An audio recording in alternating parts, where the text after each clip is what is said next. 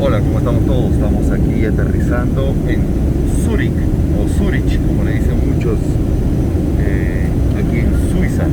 Vamos a mirar, acompáñame, para mirar este aterrizaje. Justo estamos en el momento del amanecer. Si vemos por allá el sol naciente, y si vemos en la parte de atrás, tenemos los Alpes suizos.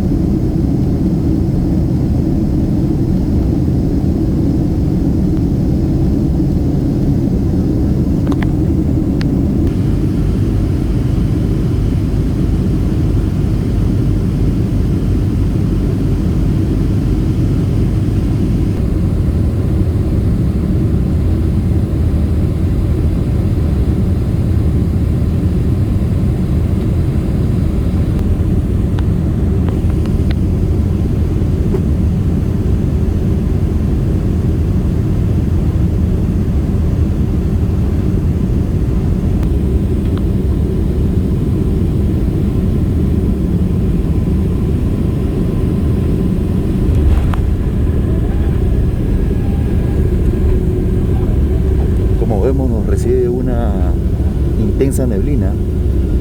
Nos acaban de decir que estamos a solamente 6 grados centígrados en la tercera ciudad más cara del mundo. Ladies and gentlemen, we'd like to be the first to welcome you to Zurich, where the local time is approximately 7:10 a.m. The captain does ask that you please do remain comfortably seated with your seatbelt fastened around you until the aircraft has come to a complete final stop at the gate and the fasten seatbelt sign has been turned on. That'll be your indication that at that time and at that time only, it'll be once again safe for you to move out of the cabin and gather all of your personal belongings. Those of you requiring any type of flight, ground transportation, or baggage claim information, there'll be beautiful agents that'll meet this aircraft that'll be more than happy to assist you.